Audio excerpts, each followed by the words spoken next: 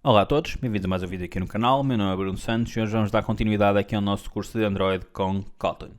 No caso, hoje vamos dar continuidade aqui ao nosso projeto que iniciamos no último vídeo, relacionado com a implementação de uma base de dados local dentro do Android com SQLite. No caso, vamos começar por verificar aqui a parte da criação do modelo que nós vamos ter na base de dados. No caso, nós criamos aqui uma tabela do utilizador, nós vamos querer mapear esses elementos dentro da nossa aplicação. Então, o que acontece? Eu vou aqui ao projeto e vou criar aqui um novo ficheiro, neste caso aqui uma nova Kotlin class, em que eu vou chamar aqui utilizador. Esta será a classe que me vai permitir eu construir aqui os meus elementos, os meus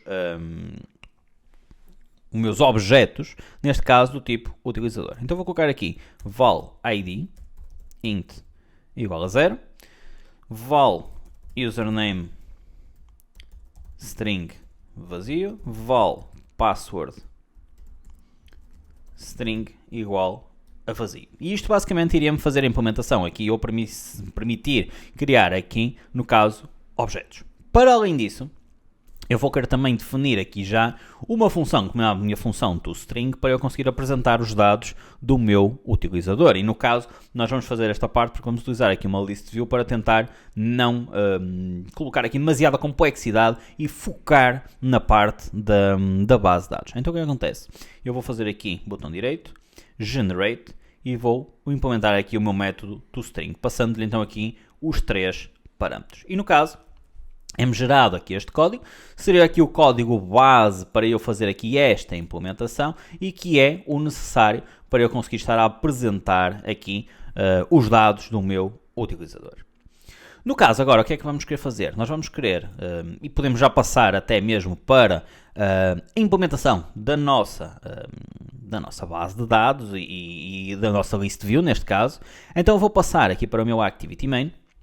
E dentro do meu ActivityMain eu vou focar apenas na colocação aqui de uma list_view. Então no caso eu vou apagar aqui o text_view que eu apresentei e vou colocar aqui uma list_view, no caso matchParent wrap content, e vou-lhe dar aqui como id list_view.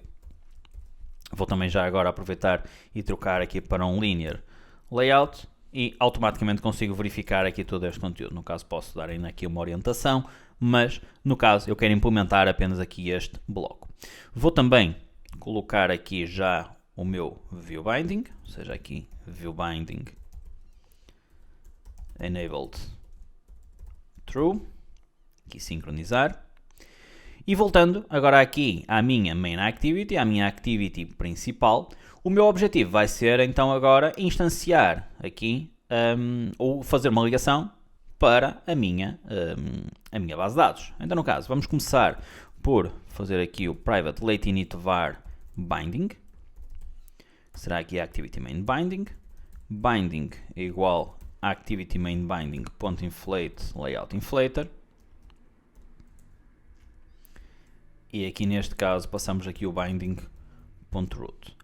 Vamos ainda fazer aqui a parte da interligação aqui do adapter. Então vou colocar aqui binding.listView.adapter igual arrayAdapter, passo-lhe o contexto, android.r.layout simpleListItem1 e vou-lhe passar aqui uma lista de utilizadores. E esta lista de utilizadores é algo que nós temos ainda que implementar e será então o que nós vamos puxar da base de dados.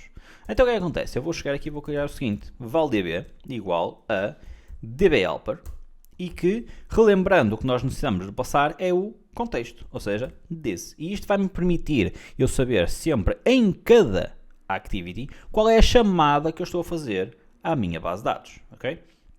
No caso, o que eu vou querer agora fazer é criar aqui uma variável, ou neste caso aqui uma constante de lista de utilizadores, que será, então aqui neste caso eu vou lhe dizer que seria aqui db.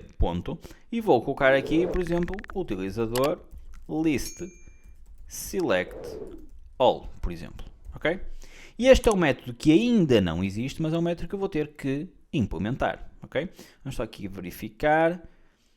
Aqui neste caso nós temos aqui esta passagem, mas aqui estará tudo correto. Vamos já verificar depois a seguir aqui esta parte, mas à partida esta parte estará aqui correta.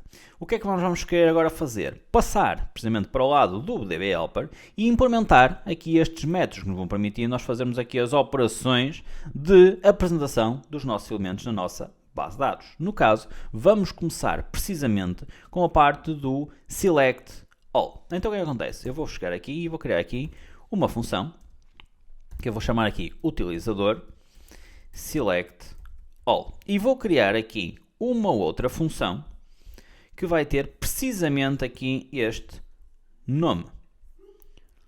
Então vou colocar aqui função utilizador list select all. Qual vai ser a diferença de uma para a outra? A principal diferença é que neste caso eu vou devolver um array list de utilizadores e neste caso eu vou devolver um cursor. E basicamente o que é isto de um cursor?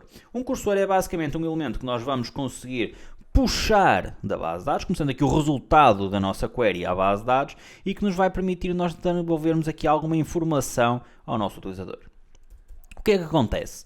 Eu vou fazer aqui o seguinte, valdb igual a this ponto, e agora eu tenho que fazer aqui uma abertura de ligação à minha base de dados. E no caso, esta abertura, esta ligação à minha base de dados, será para fazer uma seleção de elementos. E sendo uma seleção de elementos, eu não necessito permissões de escrita. Então vou fazer aqui uma readable database. Vou fazer aqui uma ligação de leitura à minha base de dados. E vou fazer aqui o seguinte, val_c igual a db.rawQuery. E reparem, uma rawQuery vai-me devolver aqui um cursor. Este cursor será como sendo o resultado, como sendo uma tabela que vem da minha base de dados. Então vou fazer aqui rawQuery e vou dizer que quero fazer aqui um select asterisco from utilizador. No caso, eu tenho que passar aqui também argumentos. No caso, eu não tenho aqui qualquer argumento, então vou passá-lo aqui o selection args como null. Depois vamos ver mais à frente aqui este processo. Vou também fazer aqui um db.close para fechar a minha ligação à base de dados. E o que eu quero é fazer aqui um return, então, do C, que será o meu cursor que me é devolvido. Neste caso, eu estou então a devolver um cursor, um resultado de uma chamada à base de dados e de uma tabela da minha base de dados. O que eu vou querer fazer, e isto vai depender aqui também um bocadinho da lógica de onde é que nós queremos fazer esta parte de organização do conteúdo que queremos apresentar, e isto, nós deveríamos colocar aqui uma camada intermédia que faz precisamente aqui este pressuposto, mas no caso o que eu vou fazer é copiar estas duas linhas e vou colá-las aqui em baixo. E no caso eu vou fazer neste ponto aqui a passagem que eu teria de um cursor, que basicamente é o que eu recebo aqui. Este C será um cursor, ok? Reparem, eu quando faço aqui esta chamada eu vou receber um cursor e eu quero converter este cursor, neste caso, para um array list de utilizadores. Então eu vou fazer o seguinte, eu vou criar aqui uma variável lista de utilizador, vou colocar aqui só o maiúsculo. Esta lista de utilizador será um array list do tipo utilizador e que será igual a array list, ok? Vou criar aqui um array list para já vazio. E agora vou verificar o seguinte, eu vou verificar se o meu cursor, se o count, ou seja, se o número de registros que foram devolvidos é ou não maior do que 0. Se for maior do que 0, por simplesmente, eu vou querer começar a trabalhar estes registros e conseguir apresentá-los para o meu utilizador e para a minha lista de utilizadores. Então o que acontece? Eu vou agora fazer aqui a manutenção destes elementos que são apresentados. Um cursor está sempre a apontar para um dos registros que me é devolvido. E no caso, ele quando volta da base de dados, ele está-me a apontar para o último registro.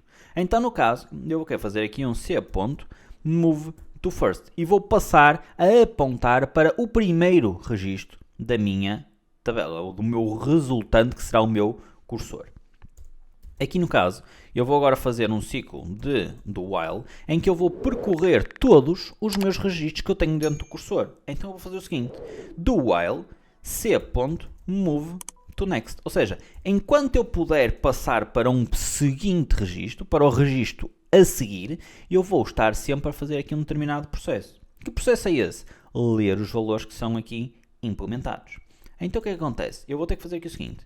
Eu vou ter que carregar para aqui um ID, eu vou ter que carregar um username e eu vou ter que, carregar para aqui uma password. São os 3 valores que eu vou ter que implementar e que vou ter que puxar para a minha tabela. O que acontece é que eu quero agora ir à minha base de dados, ou aqui ao meu cursor, neste caso, buscar os determinados valores. Então o que acontece? Eu vou fazer aqui c.getInt e tenho que lhe dizer agora qual é o índice em que está o ID. E para não haver aqui qualquer problema, eu antes de fazer este processo, eu vou fazer aqui o seguinte. Eu vou colocar aqui val id index igual a c.getColumnIndex id. E isto vai-me devolver onde é que está o índice do ID. Da mesma forma como vou fazer para o username e para a password. E desta forma eu nunca tenho problemas em identificar que aquele índice está numa determinada coluna, ok? Se eu alterar, por exemplo, aqui a ordem das colunas, ou se adicionar mais uma coluna no meio das outras, eu não preciso de fazer aqui um reajuste.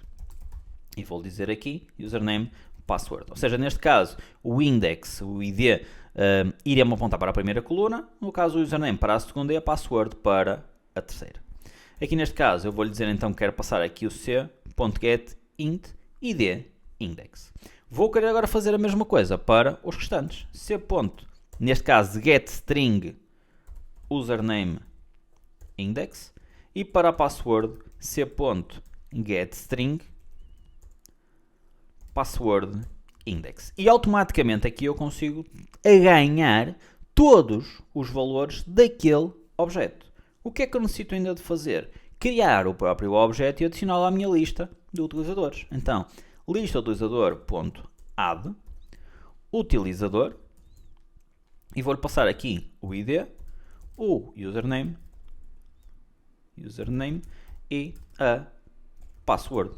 E desta forma eu consigo estar a criar uma listagem de utilizadores para toda a minha lista. Terminado todo este processo, o que é que eu vou fazer? db.close e return da minha lista de utilizadores. Este método vai-me fazer um processo exatamente igual a este, com a diferença de que este processo da passagem do cursor para o ArrayList eu já o estou a fazer aqui. No caso, se eu quisesse, na minha main activity, em vez de chamar este list select all, chamar apenas o select all, eu teria que converter o cursor para a minha listagem deste lado, ok?